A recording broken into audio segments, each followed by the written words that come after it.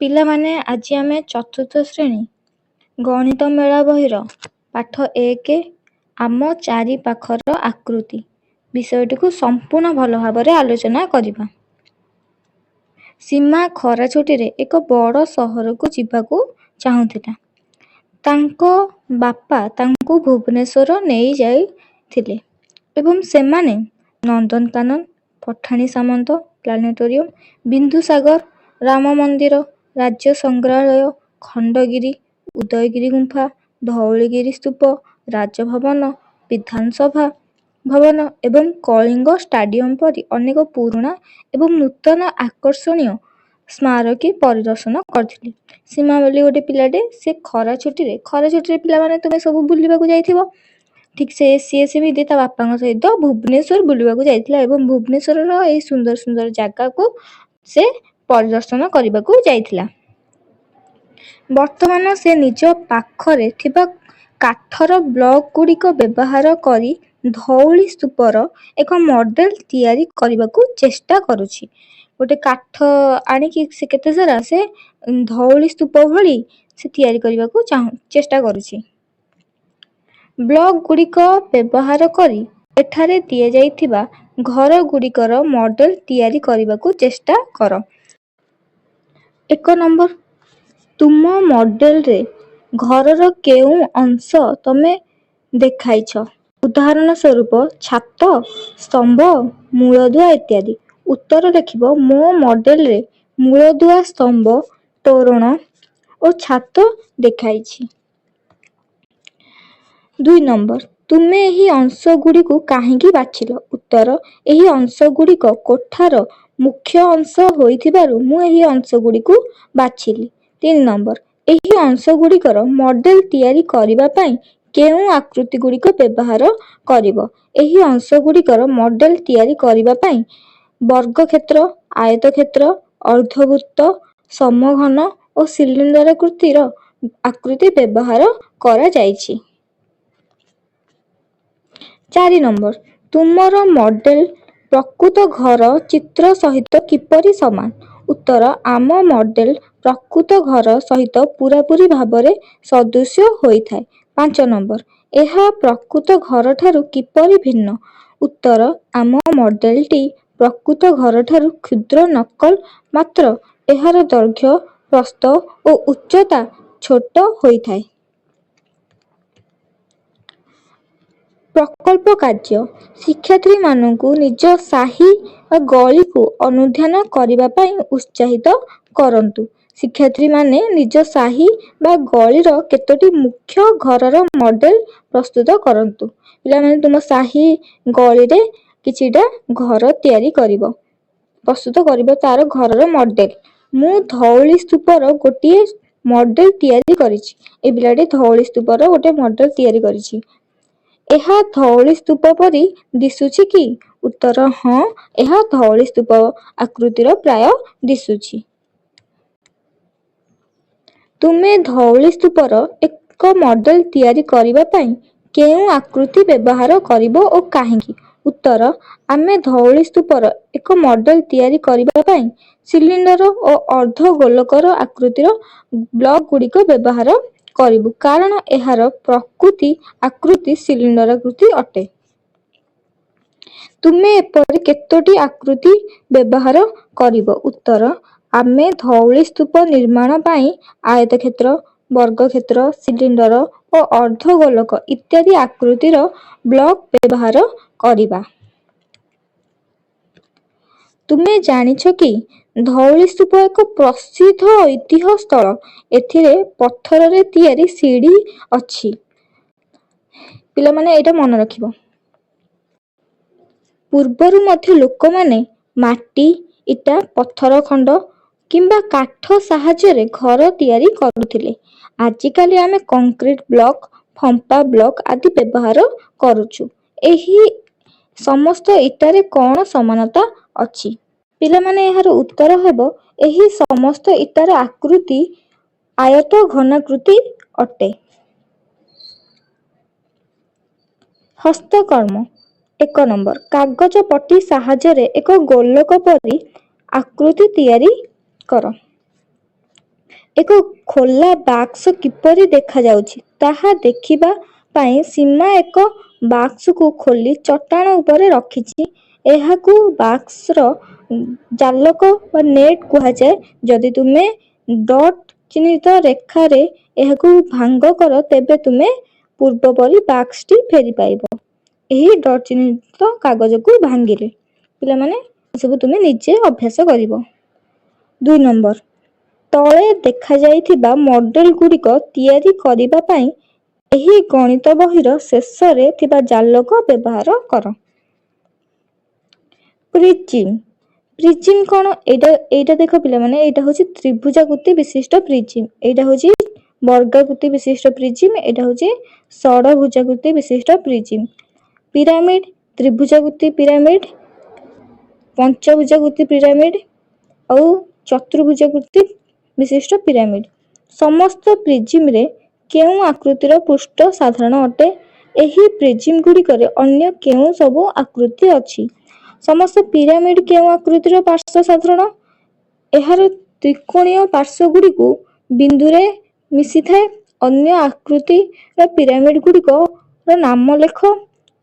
ସମଘନକୁ ଗୋଟିଏ ପ୍ରିଜିମ୍ କହିବା କି? ପ୍ରିଜିମ୍ ଏବଂ ପିରାମିଡ୍ ମଧ୍ୟରେ କ'ଣ ପାର୍ଥକ୍ୟ ଅଛି ଆଲୋଚନା କର। ପିଲାମାନେ ସବୁ ପ୍ରଶ୍ନର ଉତ୍ତର ଆମେ ଲେଖିବା। କ. ସମସ୍ତ ପ୍ରିଜିମ୍ରେ କେଉଁ ଆକୃତିର ପୃଷ୍ଠ ସାଧାରଣ ଅଟେ? ଉତ୍ତର, ସମସ୍ତ ପ୍ରିଜିମ୍ରେ ଆୟତାକାର ଆକୃତିର ପୃଷ୍ଠ ସାଧାରଣ ଅଟେ। ଖ. ଏହି ପ୍ରିଜିମ୍ ଗୁଡ଼ିକରେ ଅନ୍ୟ କେଉଁ ସବୁ ଆକୃତି ଅଛି? ଉତ୍ତର, ଏହି ପ୍ରିଜିମ୍ ଗୁଡ଼ିକରେ ତ୍ରିଭୁଜାକାର, ବର୍ଗାକାର ଓ ଷଡ଼ଭୁଜାକାର ଆକୃତି ଅଛି। ଗ. ସମସ୍ତ ପିରାମିଡ୍ରେ କେଉଁ ଆକୃତିର ପାର୍ଶ୍ୱ ସାଧାରଣ? ଉତ୍ତର, ସମସ୍ତ ପିରାମିଡ୍ରେ ତ୍ରିଭୁଜାକାର ଆକୃତିର ପାର୍ଶ୍ୱ ସାଧାରଣ। ଘ. ଏହାର ତ୍ରିକୋଣୀୟ ପାର୍ଶ୍ୱଗୁଡ଼ିକ ଡ୍ୟାସ୍ ବିନ୍ଦୁରେ ମିଶିଥାଏ। ଅନ୍ୟ ଆକୃତିର ପିରାମିଡ୍ ଗୁଡ଼ିକ ନାମ ଲେଖ। ଉତ୍ତର, ଏହାର ତ୍ରିକୋଣୀୟ ପାର୍ଶ୍ୱଗୁଡ଼ିକ ଗୋଟିଏ ସାଧାରଣ ବିନ୍ଦୁରେ ମିଶିଥାଏ। ଅନ୍ୟ ଆକୃତିର ପିରାମିଡ୍ ଗୁଡ଼ିକ ନାମ ହେଲା ବର୍ଗାକାର ଓ ପଞ୍ଚଭୁଜାକାର। ସମଘନକୁ ଗୋଟିଏ ପ୍ରିଜିମ୍ କହିବା କି? ଉତ୍ତର, ହଁ। ସମଘନ ଏକ ସ୍ୱତନ୍ତ୍ର ପ୍ରକାର ପ୍ରିଜିମ୍। ଏହାର ସମସ୍ତ ପାର୍ଶ୍ୱ ପୃଷ୍ଠଗୁଡ଼ିକ ଆୟତାକାର, ବର୍ଗାକାର ଓ ସମସ୍ତ ଧାରଗୁଡ଼ିକ ସମାନ। ପ୍ରିଜିମ୍ ଏବଂ ପିରାମିଡ୍ ମଧ୍ୟରେ କ'ଣ ପାର୍ଥକ୍ୟ ଅଛି ଆଲୋଚନା କର। ଉତ୍ତର, ପ୍ରିଜିମ୍ ଦୁଇଟି ଏକାପରି ଦେଖାଯାଉଥିବା ଓ ସମାନ୍ତର ଭୂମି ଯାହା ତ୍ରିଭୁଜାକାର, ବର୍ଗାକାର ଓ ପଞ୍ଚଭୁଜାକାର ଆୟତାକାର ପାର୍ଶ୍ୱ ସହ ସଂଯୁକ୍ତ। ଅନ୍ୟ ପକ୍ଷରେ ପିରାମିଡ୍ର କେବଳ ଗୋଟିଏ ଭୂମି ଯାହା ତ୍ରିଭୁଜାକାର, ବର୍ଗାକାର ଓ ପଞ୍ଚଭୁଜାକାର ଓ ଅନ୍ୟ ସମସ୍ତ ପାର୍ଶ୍ୱ ତ୍ରିଭୁଜାକାର।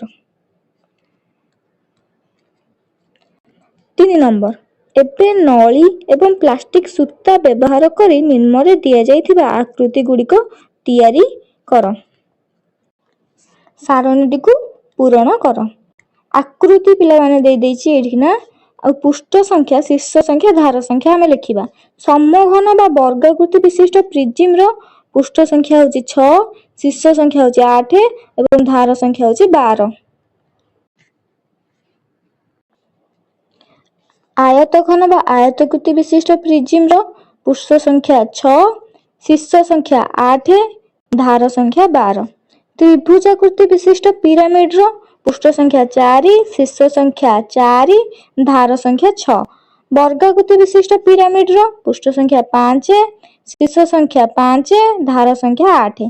ତ୍ରିଭୁଜାକୃତି ବିଶିଷ୍ଟ ପ୍ରିଜିମ୍ର ପୃଷ୍ଠ ସଂଖ୍ୟା ହେଉଛି 5, ଶୀର୍ଷ ସଂଖ୍ୟା 6, ଧାର ସଂଖ୍ୟା 9। ପୃଷ୍ଠ ସଂଖ୍ୟାକୁ F ନିଅ, ଧାର ସଂଖ୍ୟାକୁ E ଏବଂ ଶୀର୍ଷ ସଂଖ୍ୟାକୁ V ମଧ୍ୟରେ ଥିବା ସମ୍ପର୍କଟିକୁ ଚିହ୍ନଟ କର। ପ୍ରତ୍ୟେକ କ୍ଷେତ୍ରରେ F ମିଶାଣ V ଫେଡାଣ E ନିର୍ଣ୍ଣୟ କର। କ. ସମଘନ ବା ବର୍ଗାକୃତି ବିଶିଷ୍ଟ ପ୍ରିଜିମ୍। ଏହି ସୂତ୍ରଟିକୁ ପକାଇବାକୁ ସେ କହିଛି F ମିଶାଣ V ଫେଡାଣ E। 6 ମିଶାଣ 8 ଫେଡାଣ 12 କେତେ ହେବ? 14 ଫେଡାଣ 12। ଉତ୍ତର ହେଉଛି 2। ଖ. ଆୟତଘନ ଆୟତାକୃତି ବିଶିଷ୍ଟ ପ୍ରିଜିମ୍। F ମିଶାଣ V ଫେଡାଣ E। 6 ମିଶାଣ 8 ଫେଡାଣ 12 14 ଫେଡାଣ 12 ଉତ୍ତର 2। ଗ ତ୍ରିଭୁଜାକୃତି ବିଶିଷ୍ଟ ପିରାମିଡ F ମିଶାଣ V ଫେଡାଣ E ଇଜିକାଲ ଟୁ 4 ମିଶାଣ 4 ଫେଡାଣ 6 ଉତ୍ତର 8 ଫେଡାଣ 6 ଉତ୍ତର 2। ଘ ବର୍ଗାକୃତି ବିଶିଷ୍ଟ ପିରାମିଡ F ମିଶାଣ V ଫେଡାଣ E 5 ମିଶାଣ 5 ଫେଡାଣ 8 10 ଫେଡାଣ 8 ଉତ୍ତର 2। ନ ତ୍ରିଭୁଜାକୃତି ବିଶିଷ୍ଟ ପ୍ରିଜିମ F ମିଶାଣ V ଫେଡାଣ E 5 ମିଶାଣ 6 ଫେଡାଣ 9 11 ଫେଡାଣ 9 ଉତ୍ତର 2। ଆମେ ଜାଣିଲୁ ଯେ ପ୍ରତ୍ୟେକ ଅତବ ଦେଇକି ଲେଖିବ ପିଲାମାନେ। ଆମେ ଜାଣିଲୁ ଯେ ପ୍ରତ୍ୟେକ କ୍ଷେତ୍ରରେ F ମିଶାଣ V ଫେଡାଣ E 2 ଅର୍ଥାତ୍ ପୃଷ୍ଠ ସଂଖ୍ୟା ମିଶାଣ ଶୀର୍ଷ ସଂଖ୍ୟା ଫେଡାଣ ଧାର ସଂଖ୍ୟା 2। ପ୍ରତ୍ୟେକ କ୍ଷେତ୍ରରେ ଦେଖିଲେନି 2 ଉତ୍ତର 2 ଉତ୍ତର 2 ଏଠି ଉତ୍ତର 2 ଉତ୍ତର 2 ଉତ୍ତର 2 ସବୁଠି ଉତ୍ତର 2 ବାହାରୁଛି। ତାହେଲେ এই ମଧ୍ୟ ପୃଷ୍ଠ ସଂଖ୍ୟା ମିଶାଣ ଶୀର୍ଷ ସଂଖ୍ୟା ଫେଡାଣ ଧାର ସଂଖ୍ୟା ଉତ୍ତର 2 ଏହି ସମ୍ପର୍କଟି ରହିଛି।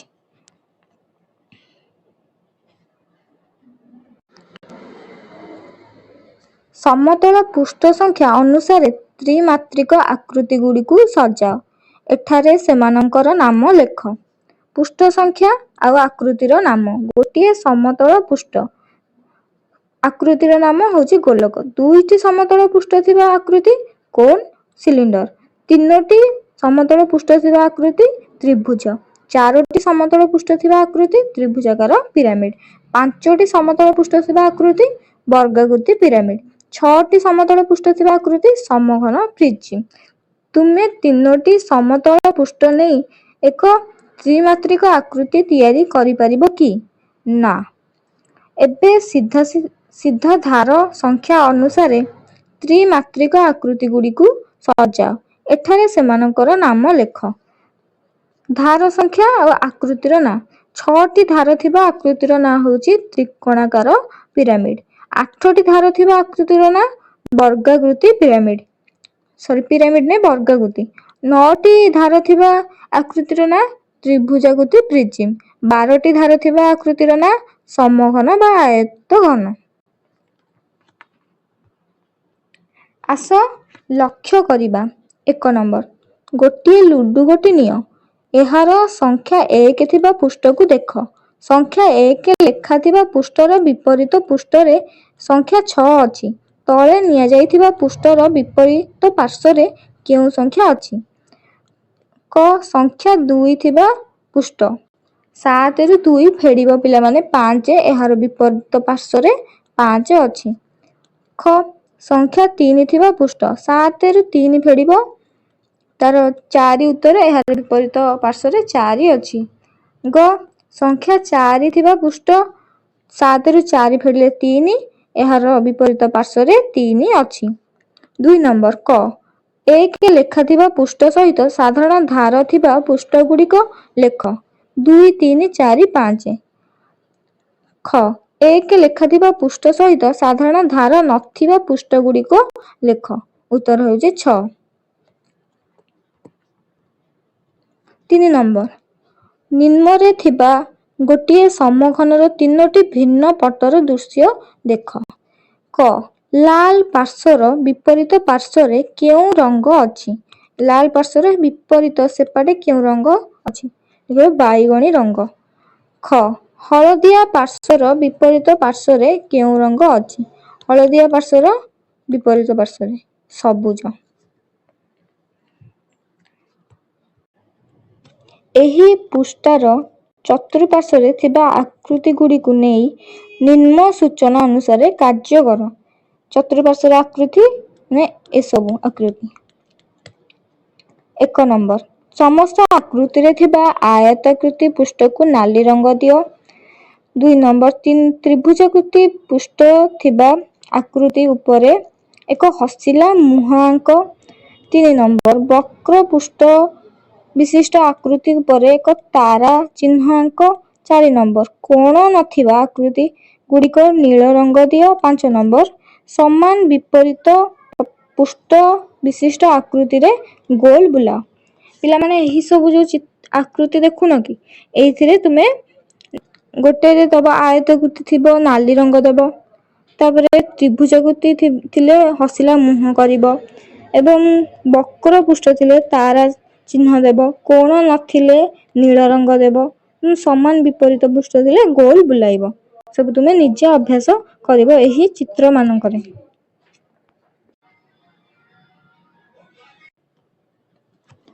ତ୍ରିମାତ୍ରିକ ଆକୃତି ଗୁଡ଼ିକୁ ସଜାଇବା। ତ୍ରିମାତ୍ରିକ ଆକୃତି ଗୁଡ଼ିକର ନାମ ଉପଯୁକ୍ତ ସ୍ଥାନରେ ଲେଖ। 1 ନମ୍ବରରେ ସବୁ ପାର୍ଶ୍ୱ ଏକାପରି ଦେଖାଯାଉଛି। ଏହି ଗୋଲ ଭିତରେ ଲେଖିବ ସମଘନ ତ୍ରିଭୁଜାକାର ପିରାମିଡ। ସବୁ ପାର୍ଶ୍ୱ ଏକାପରି ଦେଖାଯାଉନାହିଁ। କୋନ, ଆୟତଘନ, ବର୍ଗାକାର ପିରାମିଡ, ତ୍ରିଭୁଜାକାର ପ୍ରିଜିମ ଆଉ ଆୟତାକାର ପିରାମିଡ। ବକ୍ର ଧାର ବିଶିଷ୍ଟ ଆକୃତି। ଗୋଲକ, ସିଲିଣ୍ଡର, କୋନ। ସଳଖ ଧାର ବିଶିଷ୍ଟ ଆକୃତି। ସମଘନ, ଆୟତଘନ, ଆୟତାକାର ପିରାମିଡ, ତ୍ରିଭୁଜାକାର ପିରାମିଡ। ଆୟତାକୃତି ପାର୍ଶ୍ୱ ବିଶିଷ୍ଟ ଆକୃତି, ସେଟା ହଉଛି ଆୟତ ଘନାକାର ପ୍ରିଜିମ। ତ୍ରିଭୁଜାକୃତି ପାର୍ଶ୍ୱ ବିଶିଷ୍ଟ ଆକୃତି, ତ୍ରିଭୁଜାକାର ପିରାମିଡ। ଉଭୟ ଆୟତାକୃତି ଓ ତ୍ରିଭୁଜାକୃତି ପାର୍ଶ୍ୱ ବିଶିଷ୍ଟ ଆକୃତି ହେଉଛି, ଦେଖ ପିଲାମାନେ, ଏଇଟା ତ୍ରିଭୁଜାକାର ପ୍ରିଜିମ, ଆୟତାକାର ପିରାମିଡ। ଠିକ ଏଇଭଳି ଭାବରେ ତୁମେ ଲେଖିବ। ତୁମେ କେଉଁ ବୃତ୍ତରେ ତ୍ରିଭୁଜାକୃତି ବିଶିଷ୍ଟ ପ୍ରିଜିମ ଏବଂ ଆୟତାକୃତି ବିଶିଷ୍ଟ ପିରାମିଡ ପାଇଲ? ଉତ୍ତର ଲେଖିବ ତ୍ରିଭୁଜାକୃତି ବିଶିଷ୍ଟ ପ୍ରିଜିମ ଏବଂ ଆୟତାକୃତି ବିଶିଷ୍ଟ ପିରାମିଡ 1 ନମ୍ବର ଖ ଏବଂ 2 ନମ୍ବର ଖ ଏବଂ 3 ନମ୍ବର କ ଏବଂ 3 ନମ୍ବର ଖ ବୃତ୍ତ ଛେଦରେ ଦିଆଯାଇଛି। ଆସ ଆକୃତି ଗୁଡ଼ିକୁ ଅନ୍ୟ ଉପାୟରେ ସଜାଡ଼ିବା। ପୂର୍ବ ପୃଷ୍ଠାରେ ଥିବା ପରି ବୃତ୍ତ ବ୍ୟବହାର କରି ତୁମେ ଆକୃତି ଗୁଡ଼ିକୁ ବକ୍ର ପାର୍ଶ୍ୱ ବିଶିଷ୍ଟ ଆକୃତି ଏବଂ ସମତଳ ପାର୍ଶ୍ୱ ବିଶିଷ୍ଟ ଆକୃତି ଆଧାରରେ ବର୍ଗୀକରଣ କରି ସଜାଡ଼ି ପାରିବ କି? ଉତ୍ତର ହଁ, ନିମ୍ନରେ ଦର୍ଶାଯାଇଛି। ପିଲାମାନେ, ମୁଁ ତୁମ ପାଇଁ ଏଇଭଳି ଭାବରେ କରିଦେଇଛି। ତୁମେ ଠିକ ଏଇଭଳି ଭାବରେ ଗୋଲ ବୁଲେଇକି କରିବ। ବକ୍ର ପାର୍ଶ୍ୱ ବିଶିଷ୍ଟ ଆକୃତି, ଗୋଲକ, ସିଲିଣ୍ଡର, କୋନ। ସମତଳ ପାର୍ଶ୍ୱ ବିଶିଷ୍ଟ ଆକୃତି, ସମଘନ, ଆୟତଘନ, ପ୍ରିଜିମ, ପିରାମିଡ। ସମଘନ ଦ୍ୱାରା ମଡେଲ ପ୍ରସ୍ତୁତି। ଯାଦୁ ପେଡ଼ିରେ ଥିବା ସମଘନ କିମ୍ବା ଅନ୍ୟ ସମାନ ପ୍ରକାର ବସ୍ତୁ ବ୍ୟବହାର କରି ନିମ୍ନ ମଡେଲ ଗୁଡ଼ିକ ତିଆରି କର। ତୁମେ ଏସବୁ ନିଜେ କରିବ ପିଲାମାନେ। ସମଘନରେ ଟାୱାର। ଏହି ପ୍ରତ୍ୟେକ ବ୍ଲକ ଟାୱାରରେ କେତୋଟି ସମଘନ ଅଛି? ପ୍ରଥମ ଟାୱାରରେ 30ଟି ସମଘନ ଅଛି। ଦ୍ୱିତୀୟ ଟାୱାରରେ 66ଟି ସମଘନ ଅଛି। ତ୍ରିଭୁଜାକୃତି ବିନ୍ଦୁ କାଗଜରେ ସମଘନ ଆଙ୍କିବା। ତୁମେ ନିମ୍ନଲିଖିତ ସମଘନକୁ ସମ୍ପୂର୍ଣ୍ଣ କର। ପିଲାମାନେ, ଠିକ ଏଇଭଳି ତୁମେ କରିବ। ତଳେ ମୁଁ ତୁମ ପାଇଁ କରିଦେଇଛି, ତୁମେ ଏମିତି କାର ପକେଇବ। 1 ନମ୍ବର ଦିଆଯାଇଥିବା ବର୍ଣ୍ଣନା ସହିତ ଚିତ୍ର ଗୁଡ଼ିକ ଯୋଡ଼ା ଏବଂ ଆକୃତି ଗୁଡ଼ିକର ନାମ ଦିଅ। କ. ମୋର 5ଟି ପୃଷ୍ଠ, 5ଟି ଶୀର୍ଷ ଅଛି ଏବଂ 8ଟି ଧାର ଅଛି। ମୋର ଗୋଟିଏ ପୃଷ୍ଠ ବକ୍ରାକୃତି ଓ ଅନ୍ୟ 4ଟି ପୃଷ୍ଠ ତ୍ରିଭୁଜାକୃତି। ଉତ୍ତର କ'ଣ ହବ? ବର୍ଗାକୃତି ପିରାମିଡ। ଏ ଡ୍ୟାସରେ ତୁମେ ଲେଖିବ। ଖ ନମ୍ବର ମୋର ଗୋଟିଏ ସମତଳ ପୃଷ୍ଠ, ଗୋଟିଏ ବକ୍ର ପୃଷ୍ଠ ଏବଂ 1ଟି ଧାର ଅଛି। ଆନ୍ସର ହେବ କୋନ। ଗ ନମ୍ବର ମୋର 1ଟି ବକ୍ର ପୃଷ୍ଠ ଅଛି, ମୋର କୌଣସି ଧାର କିମ୍ବା ଶୀର୍ଷ ନାହିଁ। ଉତ୍ତର ହେବ ଗୋଲକ। ଘ ନମ୍ବର ମୋର 2ଟି ସମତଳ ପୃଷ୍ଠ, 1ଟି ବକ୍ର ପୃଷ୍ଠ ଏବଂ 2ଟି ଧାର ଅଛି। ମୋର କୌଣସି ଶୀର୍ଷ ନାହିଁ। ଉତ୍ତର ହେବ ସିଲିଣ୍ଡର। ଙ ନମ୍ବର ମୋର 5ଟି ପୃଷ୍ଠ, 6ଟି ଶୀର୍ଷ ଏବଂ 9ଟି ଧାର ଅଛି ଏବଂ ମୋର 2ଟି ପୃଷ୍ଠ ତ୍ରିଭୁଜାକୃତି ଅଟେ। ତ୍ରିଭୁଜାକୃତି ପ୍ରିଜିମ। ଚ ନମ୍ବର ମୋର 6ଟି ପୃଷ୍ଠ, 12ଟି ଧାର ଏବଂ 8ଟି ଶୀର୍ଷ ଅଛି। ଉତ୍ତର ହେଉଛି ସମଘନ, ଆୟତଘନ। 2 ନମ୍ବର, ପ୍ରତ୍ୟେକଟି କିପରି ଅନ୍ୟଠାରୁ ଭିନ୍ନ ଆଲୋଚନା କର। ଏସବୁ ଚିତ୍ର କେମିତି ଅନ୍ୟମାନଙ୍କ ଠାରୁ ଭିନ୍ନ। ଉତ୍ତର ଲେଖିବ କ, ଗୋଲକ। ଏଇଟା ଗୋଟେ ଗୋଲକ ପିଲାମାନେ। ଗୋଲକର ବକ୍ର ପୃଷ୍ଠ ସଂଖ୍ୟା ହେଉଛି 1, ଧାର ସଂଖ୍ୟା କିଛି ନାହିଁ, ଶୀର୍ଷ ସଂଖ୍ୟା ମଧ୍ୟ କିଛି ନାହିଁ। ଶୁଣ, ଖ ନମ୍ବର, କୋନ୍। ଏଇଟା ଗୋଟେ କୋନ୍ ଚିତ୍ର। ସମତଳ ପୃଷ୍ଠ ସଂଖ୍ୟା ହେଉଛି 1, ବକ୍ର ପୃଷ୍ଠ 1, ଧାର 1 ଏବଂ ଶୀର୍ଷ ମଧ୍ୟ 1। ଗ, ଗୋଲାକୃତି ପିରାମିଡ। ତ୍ରିଭୁଜାକୃତି ପୃଷ୍ଠ 5, ଧାର 8, ଶୀର୍ଷ 5, ବର୍ଗାକୃତି ପୃଷ୍ଠ 1। ସମଘନ ପୃଷ୍ଠ ସଂଖ୍ୟା 6, ଧାର ସଂଖ୍ୟା 12 ଏବଂ ଶୀର୍ଷ ସଂଖ୍ୟା 8। ଆୟତ ଘନ ପୃଷ୍ଠ ସଂଖ୍ୟା 6, ଧାର ସଂଖ୍ୟା 12 ଏବଂ ଶୀର୍ଷ ସଂଖ୍ୟା 8।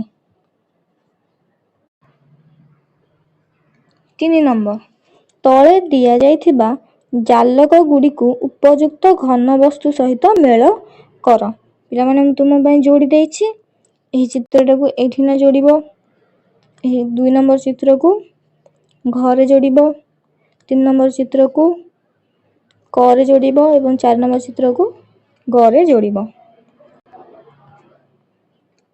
4 ନମ୍ବର, ଏହି ଜାଲକ ଗୁଡ଼ିକ ମଧ୍ୟରୁ କେଉଁ ଜାଲକକୁ ଭାଙ୍ଗ କରି ତଳେ ଦିଆଯାଇଥିବା ଘନ ବସ୍ତୁ ତିଆରି କରିପାରିବ। ଉତ୍ତର, ଏହି ଜାଲକ ଗୁଡ଼ିକ ମଧ୍ୟରୁ କ ଓ ଘ ଜାଲକକୁ ଭାଙ୍ଗି କରି ଘନ ବସ୍ତୁ ତିଆରି କରାଯାଇପାରିବ। 5 ନମ୍ବର, ନିତେଶ ଗୋଟିଏ ଘନ ବସ୍ତୁର ଜାଲକକୁ ଭାଙ୍ଗ ସ୍ଥାନରୁ କାଟି ଦେଇଛି। ଏହାର ଖଣ୍ଡ ଗୁଡ଼ିକ ଏଠାରେ ଅଛି। ନିମ୍ନରେ କେଉଁ ଘନ ବସ୍ତୁର ଜାଲକରେ ଉପରୋକ୍ତ ସମସ୍ତ ଖଣ୍ଡ ଗୁଡ଼ିକ ଅଛି। ଉତ୍ତର, ଘନ ବସ୍ତୁ ଘରେ ଜାଲକ ଆକୃତିରେ ଗୋଟିଏ ପଞ୍ଚଭୁଜାକାର ଓ 5ଟି ତ୍ରିଭୁଜାକାର ଆକୃତି ଅଛି, ତେଣୁ ଏଠାରେ ସମସ୍ତ ଖଣ୍ଡ ଗୁଡ଼ିକ ଅଛି। ଯେତେବେଳେ ରେଖା ଗୁଡ଼ିକ ମିଳିତ ହୁଅନ୍ତି, ରଞ୍ଜିତା ନଳୀ ଗୁଡ଼ିକ ସାହାଯ୍ୟରେ ବିଭିନ୍ନ ପ୍ରକାରର କୋଣ ତିଆରି କରିଥିଲା। ଆମେ କହିପାରିବା ଯେ ଦୁଇଟି ନଳୀ ଦୁଇଟି ରେଖା ପରି ଓ ସେମାନେ ଗୋଟିଏ ବିନ୍ଦୁରେ ମିଶିଥାନ୍ତି। ଯେତେବେଳେ ଦୁଇଟି ରେଖା ମିଶିଯାଏ ସେମାନେ ଏକ କୋଣ ସୃଷ୍ଟି କରନ୍ତି। ବୁଝିପାରିଲ, କୋଣ କେମିତି ସୃଷ୍ଟି ହୁଏ? ଯେତେବେଳେ ଦୁଇଟି ରେଖା ମିଶିଯାଏ ସେମାନେ ଏକ କୋଣ ସୃଷ୍ଟି କରନ୍ତି। ଆମେ ଯୋଗ ଆସନରେ ଅନେକ କୋଣ ଆକୃତି ଦେଖୁ। ଏଠି ଯୋଗ ଆସନ ହେଇଛି। ନିମ୍ନ ଘର ଚିତ୍ରରେ 7ଟି କୋଣ ଅଛି। ଏହି ଚିତ୍ରରେ 7ଟି କୋଣ ଅଛି ପିଲାମାନେ। 1, 2, 3, 4, 5, 6, 7। ଏହି ନୌକା ଚିତ୍ରରେ କେତୋଟି କୋଣ ଅଛି? ପିଲାମାନେ ଏହି ନୌକା ଚିତ୍ରରେ ଗଣିବା କେତୋଟି ଅଛି? 1, 2, 3, 4, 5, 6, 7, 8, 9, 10। ଏହି ନୌକା ଚିତ୍ରରେ 10ଟି କୋଣ ଅଛି। ଆସ କାମଟି କରିବା। 1 ନମ୍ବର, ନିମ୍ନଲିଖିତ ଚିତ୍ର ଗୁଡ଼ିକରେ ଥିବା କୋଣ ଗୁଡ଼ିକୁ ଚିହ୍ନାଅ। ଏହି ଚିତ୍ରରେ କେଉଁ ସବୁ କୋଣ ଅଛି ଆମେ ଚିହ୍ନେଇବା। ଏଠି ଗୋଟିଏ କୋଣ ଅଛି, ଏଠି ପିଲାମାନେ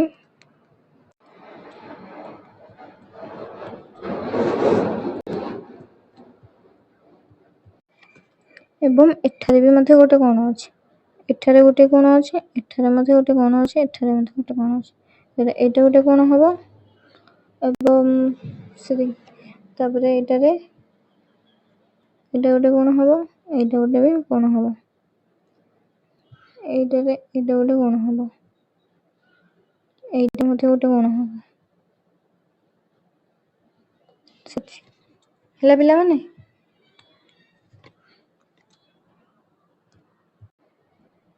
ଦୁଇ ନମ୍ବର, ଶ୍ରେଣୀ ଗୃହରେ ତୁମେ କେଉଁଠାରେ କୋଣ ଦେଖୁଛ? କେତୋଟି ଉଦାହରଣ ଦିଅ। ଉତ୍ତର, ଶ୍ରେଣୀ ଗୃହରେ ବିଭିନ୍ନ ସ୍ଥାନରେ ଆମେ ଅନେକ ପ୍ରକାରର କୋଣ ଦେଖିଥାଉ, ଯଥା ଦୁଆର, କବାଟ, ଟେବୁଲର କୋଣ, ଚୌକିର କୋଣ, କଳାପଟାର କୋଣ ଇତ୍ୟାଦି। ସମକୋଣ। ଆସ ଚିତ୍ରରେ ଦେଖାଯାଇଥିବା ପରି ଏକ କାଗଜ ଖଣ୍ଡ ସାହାଯ୍ୟରେ ଏକ ସମକୋଣ ତିଆରି କରିବା। ପିଲାମାନେ ଏସବୁ ତୁମେ କାଗଜରେ ତିଆରି କରିବ। ତଳେ ଦିଆଯାଇଥିବା ବିନ୍ଦୁ ଗ୍ରିଡରେ ତୁମେ ଯେଉଁ କୋଣଗୁଡ଼ିକୁ ସମକୋଣ ବୋଲି ଭାବୁଛ ସେଗୁଡ଼ିକୁ ଚିହ୍ନଟ କର ଏବଂ ସେଥିରେ ଗୋଲ ବୁଲାଅ। ତୁମେ ସେଟ୍ ସ୍କୋୟାରର ବ୍ୟବହାର କରି ସେଗୁଡ଼ିକୁ ସମକୋଣ କି ନାହିଁ ଯାଞ୍ଚ କର। ଏହି ଚିତ୍ରରେ ଯେଉଁଗୁଡ଼ିକ ସମକୋଣ ଆମେ ସେଥିରେ ଗୋଲ ବୁଲେଇବା। ତାହେଲେ କେଉଁଟା ସମକୋଣ? ଏଇଟା ସମକୋଣ ପିଲାମାନେ। ଏବଂ ଏଇଟା ମଧ୍ୟ ସମକୋଣ। ଏଇଟା ମଧ୍ୟ ସମକୋଣ। ଏଇଟା ମଧ୍ୟ ସମକୋଣ ହେଲା। ବହି, ଝରକା ଏବଂ ଅନ୍ୟ ଯେକୌଣସି ବସ୍ତୁରେ ସମକୋଣ ଅଛି କି ନାହିଁ ତାହା ଯାଞ୍ଚ କର। ଯେଉଁଠାରେ ତୁମେ ସମକୋଣ ପାଇଲ ସେହି ବସ୍ତୁଗୁଡ଼ିକର ନାମ ଲେଖ। ବହି, ଝରକା, ଚୌକି, ଟେବୁଲ ଓ କଳାପଟା ଇତ୍ୟାଦି ବସ୍ତୁରେ ସମକୋଣ ଅଛି। ଆସ କାମଟି କରିବା। 1 ନମ୍ବର, ଆସ ବିନ୍ଦୁ ଗ୍ରିଡରେ କିଛି ସମକୋଣ ଅଙ୍କନ କରିବା। ପିଲାମାନେ ମୁଁ ତୁମ ପାଇଁ ଅଙ୍କନ କରିଦେଇଛି। ତୁମେ ଠିକ୍ ଏଇଭଳି ଭାବରେ ସମକୋଣ ଅଙ୍କନ କରିପାରିବ। ସୂକ୍ଷ୍ମ କୋଣ ଓ ସ୍ଥୂଳ କୋଣ। ସୂକ୍ଷ୍ମ କୋଣର ପରିମାଣ ସମକୋଣର ପରିମାଣ ଅପେକ୍ଷା କମ୍। ସ୍ଥୂଳ କୋଣର ପରିମାଣ ଏକ ସମକୋଣର ପରିମାଣ ଅପେକ୍ଷା ଅଧିକ। ତୁମ ଶ୍ରେଣୀରେ ଥିବା କେତୋଟି ବସ୍ତୁର ନାମ କୁହ ଯାହାର ଏକ ସୂକ୍ଷ୍ମ କୋଣ ଅଛି। ସୂକ୍ଷ୍ମ କୋଣ କ'ଣ କୁହାଗଲା? ଯେ ସମକୋଣ ଏମିତି ସିଧା ହେଲେ ସୂକ୍ଷ୍ମ କୋଣ ତାଠାରୁ କମ୍, ଏମିତି କମିଥିବ ଏବଂ ସ୍ଥୂଳ କୋଣ ବଢି ଯାଇଥିବ। ଚିତ୍ରରେ ଦେଇଦେଇଛି ପିଲାମାନେ। ତ ଉତ୍ତର ଲେଖିବା। ଆମ ଶ୍ରେଣୀ ଗୃହରେ ରହିଥିବା କେତେକ ବସ୍ତୁ ଯଥା ଘଣ୍ଟାର କଣ୍ଟା 10ଟା 10 ସମୟରେ କଇଁଚି ଅଳ୍ପ ଖୋଲିଲେ ସେ ସ୍କୋୟାରର ଧାର ଗୁଡ଼ିକରେ ସୂକ୍ଷ୍ମ କୋଣ ଅଛି। ତୁମ ଶ୍ରେଣୀ ଗୃହରେ ଥିବା କେତେକ ବସ୍ତୁର ନାମ କୁହ ଯାହାର ଏକ ସ୍ଥୂଳ କୋଣ ଅଛି। ଉତ୍ତର, କବାଟ ଖୋଲିଲେ ସମୟ 5ଟାରେ ଘଣ୍ଟା କଣ୍ଟା ଓ ମିନିଟ୍ କଣ୍ଟା ମଧ୍ୟରେ ଉତ୍ପନ୍ନ କୋଣ ଓ ଖୋଲା ଥିବା ବହିରେ ସ୍ଥୂଳ କୋଣ ଅଛି। ତଳେ ଦିଆଯାଇଥିବା ପ୍ରତ୍ୟେକ ଅକ୍ଷରରେ ସମସ୍ତ କୋଣଗୁଡ଼ିକୁ ଚିହ୍ନଟ କର। ପିଲାମାନେ ଏଇଟା ହେଉଛି ସୂକ୍ଷ୍ମ କୋଣ, ମୁଁ ତୁମ ପାଇଁ ଲେଖିଦେଇଛି। ଏଇଟା ହେଉଛି ସ୍ଥୂଳ କୋଣ, ଏଇଟା ହେଉଛି ସୂକ୍ଷ୍ମ କୋଣ। ଆସ କାମଟି କରିବା। 1 ନମ୍ବର, ନିମ୍ନରେ ଦିଆଯାଇଥିବା ଉପର ଗ୍ରିଡରେ କେତୋଟି ସୂକ୍ଷ୍ମ କୋଣ ଅଙ୍କନ କର। ତଳ ଗ୍ରିଡରେ ଦିଆଯାଇଥିବା ପ୍ରତ୍ୟେକ ରେଖା ବ୍ୟବହାର କରି ଏକ ସୂକ୍ଷ୍ମ କୋଣ ଅଙ୍କନ କରିବା ପାଇଁ ଅନ୍ୟ ଏକ ରେଖା ଅଙ୍କନ କର। ପିଲାମାନେ ମୁଁ ତୁମ ପାଇଁ ଏଠି ଅଙ୍କନ କରିଦେଇଛି ସୂକ୍ଷ୍ମ କୋଣ, ଦେଖିନିଅ। ନିମ୍ନରେ ଦିଆଯାଇଥିବା ଉପର ଗ୍ରିଡରେ କେତେକ ସ୍ଥୂଳ କୋଣ ଅଙ୍କନ କର ଓ ତଳ ଗ୍ରିଡରେ ପ୍ରତ୍ୟେକ ରେଖା ବ୍ୟବହାର କରି ଏକ ସ୍ଥୂଳ କୋଣ ଅଙ୍କନ କରିବା ପାଇଁ ଅନ୍ୟ ଏକ ରେଖା ଅଙ୍କନ କର। ପିଲାମାନେ ମୁଁ ତୁମ ପାଇଁ ଅଙ୍କନ କରିଦେଇଛି। ଏସବୁ ଆମେ ଏପଟେ ସୂକ୍ଷ୍ମ କୋଣ, ଏପଟେ ସ୍ଥୂଳ କୋଣ ଆମେ ଚିତ୍ର ଅଙ୍କନ କରିଦେଲେ। ନେକ୍ସଟ ଦେଖିବା। 2 ନମ୍ବର, ତଳେ ଦିଆଯାଇଥିବା ଚିତ୍ର ଗୁଡ଼ିକରେ ସୂକ୍ଷ୍ମ କୋଣ ଗୁଡ଼ିକୁ ଲାଲ ରଙ୍ଗ, ସମକୋଣ ଗୁଡ଼ିକୁ ସବୁଜ ରଙ୍ଗ ଏବଂ ସ୍ଥୂଳ କୋଣ ଗୁଡ଼ିକୁ ନୀଳ ରଙ୍ଗ ଦିଅ। ପ୍ରଥମେ ଆମେ ସମକୋଣକୁ ସବୁଜ ରଙ୍ଗ କରିବା। ସମକୋଣ କୋଉଠି କୋଉଠି ଅଛି? ଏଇଟା ଗୋଟେ ସମକୋଣ, ଏଇଟା ଗୋଟେ ସମକୋଣ, ତାପରେ ଏଇଟା ଗୋଟେ ସମକୋଣ ଏବଂ ଏଇଟା ଗୋଟେ ସମକୋଣ, ଏଇଟା ମଧ୍ୟ ଗୋଟେ ସମକୋଣ ହେଲା। ତାପରେ ସେ କହିଛି ସୂକ୍ଷ୍ମ କୋଣ ଗୁଡ଼ିକୁ ଲାଲ ରଙ୍ଗ ଦିଅ। ସୂକ୍ଷ୍ମ କୋଣ ଗୁଡ଼ିକୁ ଲାଲ ରଙ୍ଗ ଦେବା। ସୂକ୍ଷ୍ମ କୋଣ, ଏଇଟା ଗୋଟେ ସୂକ୍ଷ୍ମ କୋଣ, ତାପରେ ଏଇଟା ମଧ୍ୟ ଗୋଟେ ସୂକ୍ଷ୍ମ କୋଣ, ତାପରେ ଏଇଟା ଗୋଟେ ସୂକ୍ଷ୍ମ କୋଣ, ଏଇଟା ତାପରେ ଏଇଟା ଗୋଟେ ସୂକ୍ଷ୍ମ କୋଣ, ତାପରେ ସୂକ୍ଷ୍ମ କୋଣ ଆଉ ଗୋଟେ ଏଇଟା ହବ, ଆଉ ଏଇଟା ବି ହବ, ଏଇଟା ମଧ୍ୟ ହବ ପିଲାମାନେ।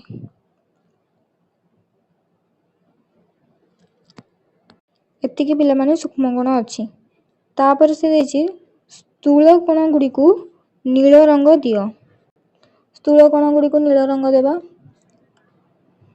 ଏଇଟା ହେବ ପିଲାମାନେ ଗୋଟେ କୋଣ, ଏଇଟା ବି ହବ ଗୋଟେ, ଏଇଠି ନା ଅଛି। ତାପରେ ଏଇଟା ହେବ, ତାପରେ ଏଇଟା ବି ହବ, ଏଇଠି ନା ଏଇଟା ଗୋଟେ ହବ, ତଳେ ହବ, ଏଇ ଉପରଟା ହବ,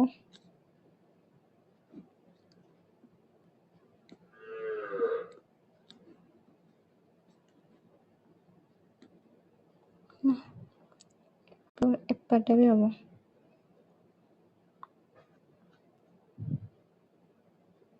ଏଇ ସାଇଡଟା ବି ହବ, ଏଇଟା ହବ ଏବଂ ଏଇଟା ହବ। ସେତିକି ହେଲା ପିଲାମାନେ, ହେଇଗଲା।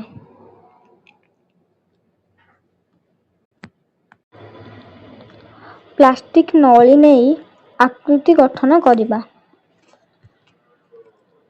ବିଭିନ୍ନ ଆକାରର ପ୍ଲାଷ୍ଟିକ କିମ୍ବା କଞ୍ଚା ମାଟି ନେଇ ଏକ ତ୍ରିଭୁଜ ଆକୃତି ତିଆରି କର। ଯଦି ଆମେ ଏହାର ଗୋଟିଏ ପାର୍ଶ୍ୱକୁ ଧୀରେ ଧୀରେ ଠେଲି ଦେବା ତେବେ କଣ ତ୍ରିଭୁଜର ଆକୃତିରେ ପରିବର୍ତ୍ତନ ହେବ କି? ହଁ ନା ନା? ହଁ, ଏହି ତ୍ରିଭୁଜର ଆକୃତିରେ ପରିବର୍ତ୍ତନ ଘଟିବ। ତାପରେ ତୁମ ଖାତାରେ ପ୍ଲାଷ୍ଟିକ ନଳି ସହିତ ତୁମେ ତିଆରି କରିଥିବା ତ୍ରିଭୁଜ ଗୁଡ଼ିକୁ କାଗଜ ଉପରେ ପକାଇ ଚାରିପଟେ ପେନସିଲ ଗାର ଦିଅ। ତ୍ରିଭୁଜକୁ ତିଆରି କରିବ ପିଲାମାନେ, ତୁମେ ନିଜେ ଏଇଟା କରିବ। ତ୍ରିଭୁଜରେ କେଉଁ କେଉଁ ପ୍ରକାରର କୋଣ ଅଛି? ପିଲାମାନେ ତ୍ରିଭୁଜରେ ସମସ୍ତ କୋଣ ହେଉଛି ସୂକ୍ଷ୍ମ କୋଣ। ଦୁଇଟି ସୂକ୍ଷ୍ମ କୋଣ ଓ ଗୋଟିଏ ସ୍ଥୂଳ କୋଣ ରହିପାରେ। ଗୋଟିଏ ସମକୋଣ ଓ ଦୁଇଟି ସୂକ୍ଷ୍ମ କୋଣ ମଧ୍ୟ ରହିପାରେ। ପ୍ଲାଷ୍ଟିକ ନଳି ଏବଂ ମାଟି ସାହାଯ୍ୟରେ ଏକ ଆୟତାକାର ଆକୃତି ତିଆରି କର। ମାନେ ଏମିତି ଭାବରେ ତିଆରି କରିବ ଏବଂ ଆୟତାକୃତି ଆକୃତିରେ ଚାରୋଟି ସମକୋଣ ଥାଏ। ଆୟତାକୃତି ତୁମେ କେଉଁ ପ୍ରକାରର କୋଣ ଦେଖୁଛ? ସମକୋଣ ଦେଖୁଛେ। ଯଦି ଆମେ ଏହାର ଗୋଟିଏ ପାର୍ଶ୍ୱକୁ ଧୀରେ ଧୀରେ ଠେଲିବା ତେବେ କଣ ଏହାର ଆକୃତିରେ ପରିବର୍ତ୍ତନ ହେବ? ହଁ ନା ନାଇଁ? କଣ ହେବ? ହଁ, ଆକୃତିରେ ପରିବର୍ତ୍ତନ ହେବ।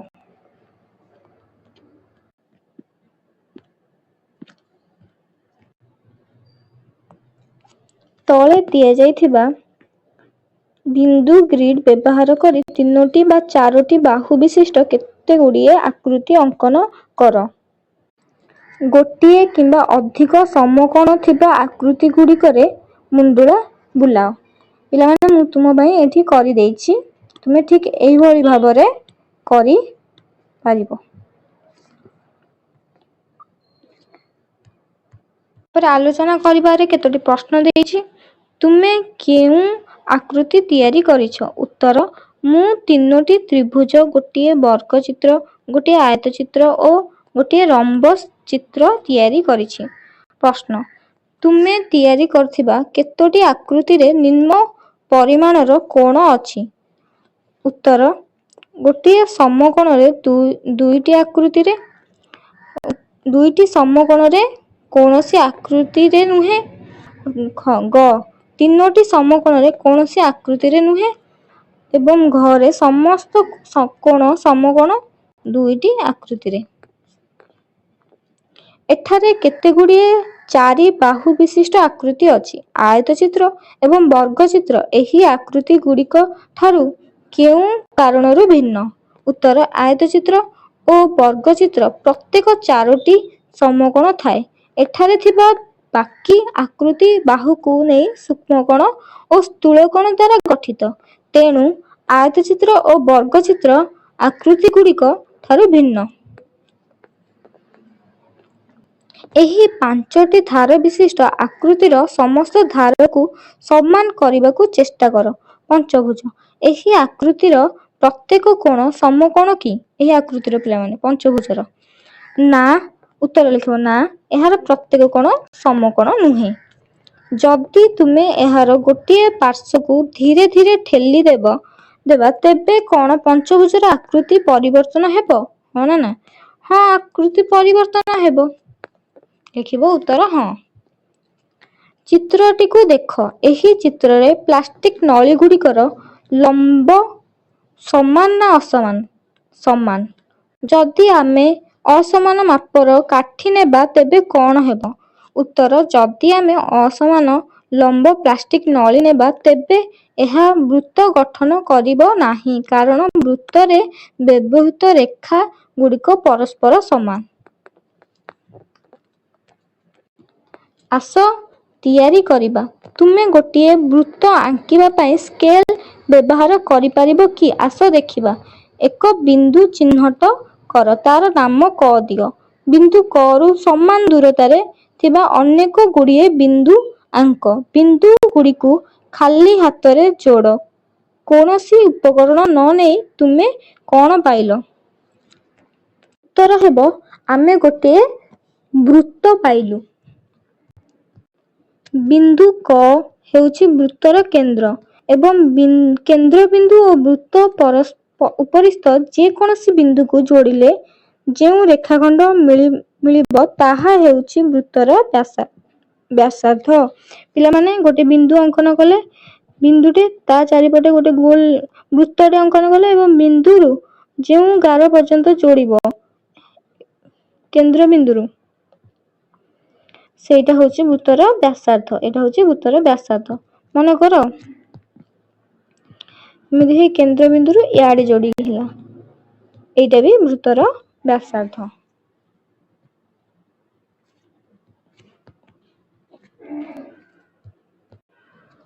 ଆକର୍ଷଣୀୟ ବୃତ୍ତ କ। ଗୋଟିଏ ବୃତ୍ତାକାର କାଗଜ ନିଅ। ଖରେ ଦେଲା କାଗଜକୁ ଅଧାରୁ ଭାଙ୍ଗି ଦିଅ ଏବଂ ଏହାକୁ ଭଲ ଭାବରେ ଭାଙ୍ଗ କରି ବିନ୍ଦୁ ଦ୍ୱାରା ଦାଗ ଦିଅ। ଠିକ୍ ଚିତ୍ର ଭଳି କରିବ। ଭାଙ୍ଗକୁ ଖୋଲ ଏବଂ ଏକ ସୂତା ବ୍ୟବହାର କରି ବିନ୍ଦୁ ଦାଗ ଦିଆଯାଇଥିବା ରେଖାଖଣ୍ଡର ଦୈର୍ଘ୍ୟ ମାପ। କାଗଜକୁ ଅଲଗା ଭାବେ ଭାଙ୍ଗ ଯେପରି ଦୁଇ ସମାନ ଭାଗ ହେବ। ଏହାକୁ ଭଲ ଭାବରେ ଭାଙ୍ଗ କରି ବିନ୍ଦୁ ଦ୍ୱାରା ଦାଗ ଦିଅ। ଭାଙ୍ଗକୁ ଖୋଲ ଏବଂ ବିନ୍ଦୁ ଚିହ୍ନିତ ଦାଗର ଲମ୍ବକୁ ସୂତା ଦ୍ୱାରା ମାପ କର। ଚରେ ଦେଲା ଏହିଭଳି ଭିନ୍ନ ଭିନ୍ନ ଉପାୟରେ କାଗଜର ଅଧାକୁ ମୋଡ଼ି ବିନ୍ଦୁ ଦ୍ୱାରା ଦାଗ ଦିଅ। ଭାଙ୍ଗକୁ ଖୋଲ, ବିନ୍ଦୁର ଦାଗର ଲମ୍ବକୁ ସୂତା ଦ୍ୱାରା ମାପ କର। ପିଲାମାନେ ଠିକ୍ ଏହିଭଳି ଭାବରେ ତୁମେ କରିବ। 1 ନମ୍ବର ଦେଲା ସମସ୍ତ କ୍ଷେତ୍ରରେ ଦାଗର ଦୈର୍ଘ୍ୟ ବ୍ୟାସ ଅଟେ, ସମାନ ଅଟେ। 2 ନମ୍ବର ଏହି ବିନ୍ଦୁର ଦାଗ ଗୁଡ଼ିକୁ ଯୋଗ କଲେ ଯେଉଁ ରେଖାଖଣ୍ଡ ମିଳେ ତାହାକୁ ବୃତ୍ତର ବ୍ୟାସ କୁହାଯାଏ। ଏଇଟା ପିଲାମାନେ ମନେ ରଖିବ। 3 ନମ୍ବର କେନ୍ଦ୍ର ଠାରେ ଅବସ୍ଥିତ ତାହା ଆଲୋଚନା କର। ତୁମେ ଲକ୍ଷ୍ୟ କରିଛ କି ସମସ୍ତ ବ୍ୟାସ ବୃତ୍ତର କେନ୍ଦ୍ରବିନ୍ଦୁ ଦେଇ ଯାଇଛି। ଉତ୍ତର କେନ୍ଦ୍ର ବୃତ୍ତର ମଝିରେ ଅବସ୍ଥିତ ଓ ବୃତ୍ତର ବ୍ୟାସ କେନ୍ଦ୍ର ମଧ୍ୟ ଦେଇ ଗତି କରିଛି। 4 ନମ୍ବର ବୃତ୍ତ କେନ୍ଦ୍ରରୁ ବୃତ୍ତ ଉପରିସ୍ଥ ଯେକୌଣସି ବିନ୍ଦୁକୁ ଯୋଗ କରୁଥିବା ରେଖାଖଣ୍ଡର ଦୈର୍ଘ୍ୟ ମାପ। ଏହି ରେଖାଖଣ୍ଡକୁ ବ୍ୟାସାର୍ଦ୍ଧ କୁହାଯାଏ। ଏଇଟା ପିଲାମାନେ ତୁମେ ମନେ ରଖିବ। 5 ନମ୍ବର ବୃତ୍ତର ବ୍ୟାସାର୍ଦ୍ଧ ଏବଂ ବ୍ୟାସ ମଧ୍ୟରେ ସମ୍ପର୍କ ଅଛି କି ନାହିଁ ଆଲୋଚନା କର। ଉତ୍ତର ବୃତ୍ତର ବ୍ୟାସ ଏହାର ବ୍ୟାସାର୍ଦ୍ଧର 2 ଗୁଣ। ବୃତ୍ତର ବ୍ୟାସାର୍ଦ୍ଧ ବ୍ୟାସର ଅର୍ଦ୍ଧେକ।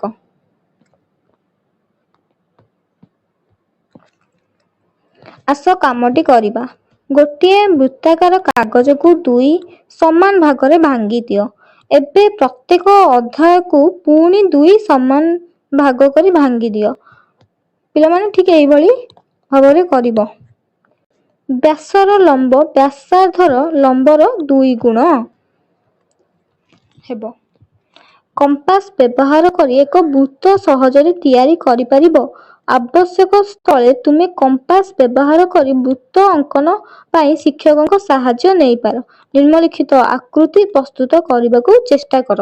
ପିଲାମାନେ ତୁମେ ଶିକ୍ଷକଙ୍କ ସାହାଯ୍ୟ ନେଇ ଠିକ୍ ଏଇଭଳି ଭାବରେ କରିବ। ସୋପାନ 1, ସୋପାନ 2, ସୋପାନ 3। କାର୍ପେଟ ବା ଗାଲିଚା ଆକୃତିକୁ ଦେଖ। ଏହା ଏକ ସୁନ୍ଦର ବୃତ୍ତ କି?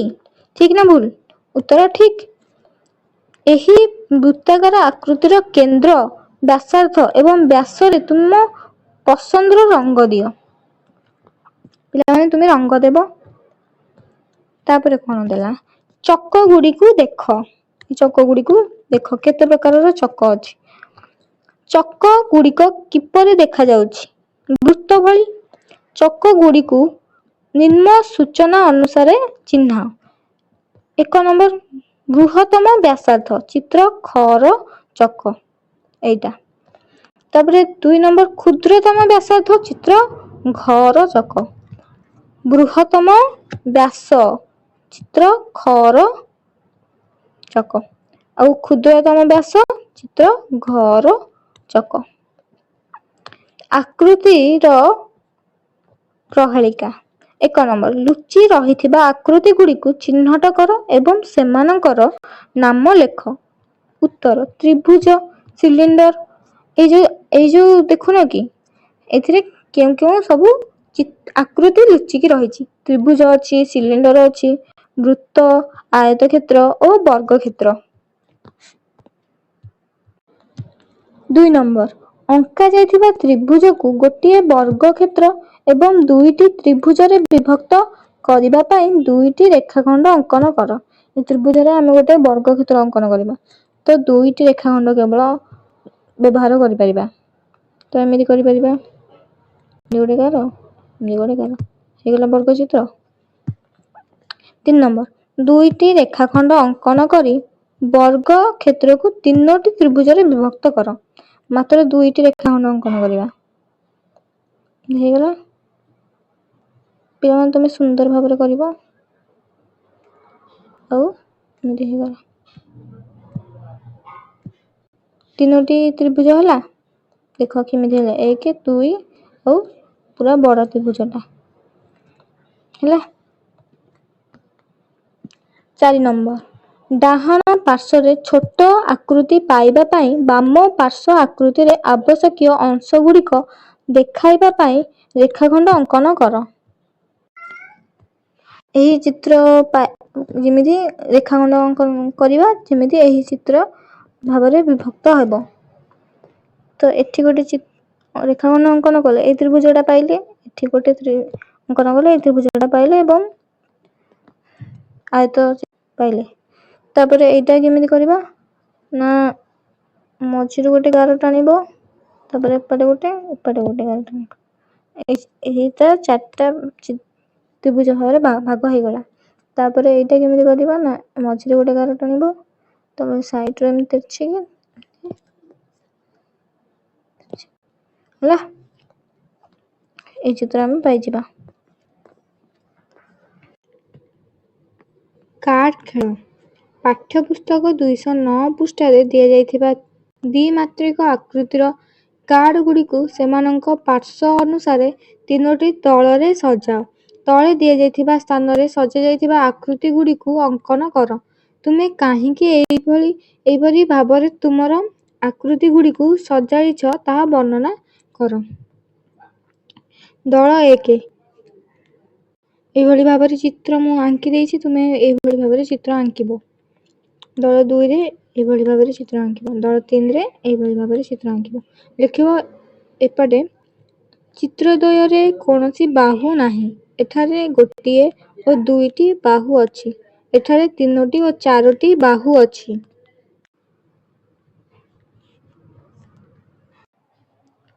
ଆସ ଚେଷ୍ଟା କରିବା। 1 ନମ୍ବର ବୁଢ଼ିଆଣୀ ଜାଲ।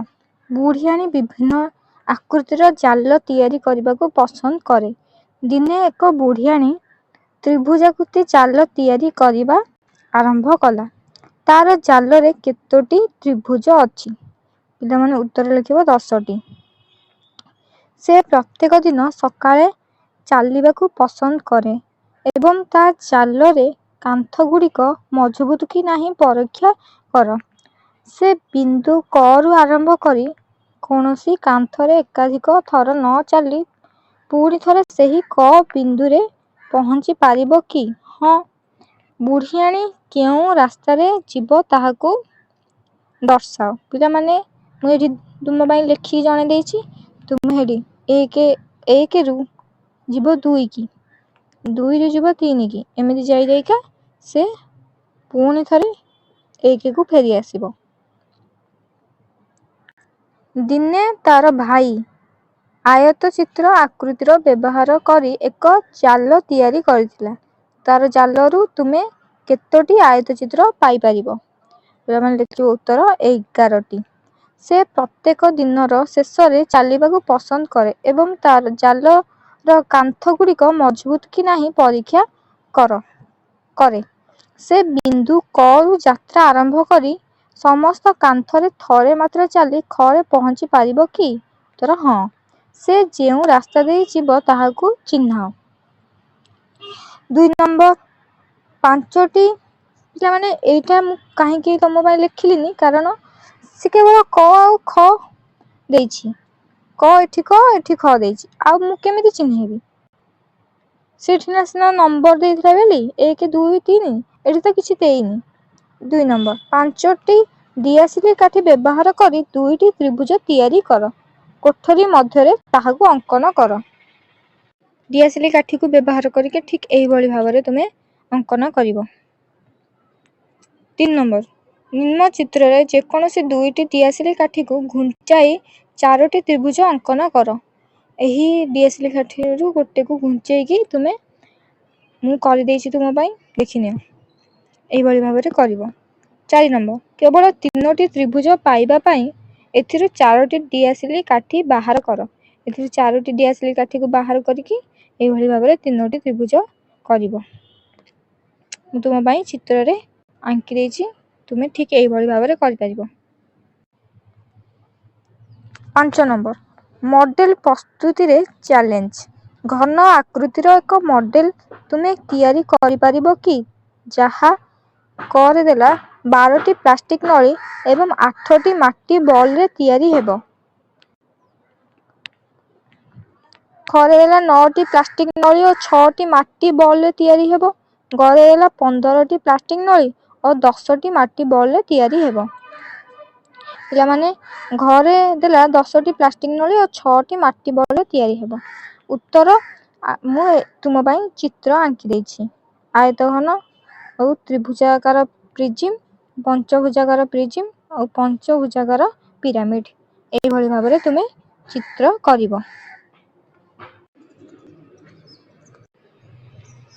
6 ନମ୍ବର କୋଣ ସଂଖ୍ୟା ଆଧାରରେ ଏହି ଆକୃତି ଗୁଡ଼ିକର ବର୍ଗୀକରଣ କର। ପିଲାମାନେ 3ଟି କୋଣ ତ୍ରିଭୁଜରେ ଅଛି, 4ଟି କୋଣ, 4ଟି କୋଣକୁ ଯୋଡ଼ିବା ଏବଂ 4ଟି କୋଣ ଏଇଟାରେ ଅଛି, ହେଲା, ଜାଣିପାରିଲ। ତାପରେ 3ଟି କୋଣକୁ ଯିବା, 3ଟି କୋଣ, 3ଟି କୋଣ ଏବଂ 3ଟି କୋଣ। 5ଟି କୋଣ ଥିବା ଆକୃତି ଏଇଟା ପିଲାମାନେ ହବ 5ଟି କୋଣ ଥିବା ଆକୃତି। ପାର୍ଶ୍ୱ ସଂଖ୍ୟା ଏବଂ କୋଣ ସଂଖ୍ୟା ମଧ୍ୟରେ ତମେ କଣ ସମ୍ପର୍କ ଲକ୍ଷ୍ୟ କରୁଛ? ଉତ୍ତର ଲେଖିବ ତ୍ରିକୋଣ କୋଣ ଥିବା ଆକୃତି ହେଉଛି ଖ, ଚିତ୍ର ଖ ଏବଂ ଘ ଏବଂ ଚ। 4ଟି କୋଣ ଥିବା ଆକୃତି କ, ଗ, ଛ। 5ଟି କୋଣ ଥିବା ଆକୃତି ଙ ଏବଂ ଏହି ଚିତ୍ରଗୁଡ଼ିକରେ କୋଣର ସଂଖ୍ୟା ବାହୁ ସଂଖ୍ୟା ସହ ସମାନ। 7 ନମ୍ବର 5ଟି କୋଣ ଥିବାରୁ କମ୍ ଥିବା ଦ୍ୱିମାତ୍ରିକ ଆକୃତି ଅଙ୍କନ କର। ପିଲାମାନେ ମୁଁ ତୁମ ପାଇଁ ଚିତ୍ର ଅଙ୍କନ କରିଦେଇଛି, ତୁମେ ଠିକ୍ ଏଇଭଳି ଭାବରେ ଚିତ୍ର ଅଙ୍କନ କରିବ। 5ଟି କୋଣରୁ ଅଧିକ ଥିବା ଦ୍ୱିମାତ୍ରିକ ଆକୃତି ଅଙ୍କନ କର। ପିଲାମାନେ ଏଇଭଳି ଭାବରେ ଅଙ୍କନ କରିବ, ଏଇଭଳି ଭାବରେ ଚିତ୍ର ଅଙ୍କନ କରିବ। 8 ନମ୍ବର, ସମକୋଣ ଗୁଡ଼ିକୁ ଚିହ୍ନଟ କର ଏବଂ ପ୍ରତ୍ୟେକ ଚିତ୍ରରେ ସମକୋଣର ସଂଖ୍ୟା ଲେଖ। ସମକୋଣର ଚିହ୍ନଟ କରିବା, ସମକୋଣ ସଂଖ୍ୟା ଲେଖ। 4ଟି ସମକୋଣ ଏହି ଚିତ୍ରରେ ଅଛି, କୌଣସି ସମକୋଣ ନାହିଁ। ତୃତୀୟ ଚିତ୍ରରେ 1ଟି ସମକୋଣ ଅଛି, ସମକୋଣ ନାହିଁ। 4ଟି ସମକୋଣ ଅଛି। ଉପରୋକ୍ତ କେଉଁ ଆକୃତିରେ କେବଳ ସମକୋଣ ଅଛି? ଉତ୍ତର, ଉପରୋକ୍ତ ଚିତ୍ର ମଧ୍ୟରୁ କେବଳ ଆୟତ ଚିତ୍ର ଓ ବର୍ଗ ଚିତ୍ର ଗୁଡ଼ିକରେ କୋଣ ଗୁଡ଼ିକ ସମକୋଣ। 9 ନମ୍ବର, ନିମ୍ନଲିଖିତ ଆକୃତି ଗୁଡ଼ିକୁ ଲକ୍ଷ୍ୟ କର।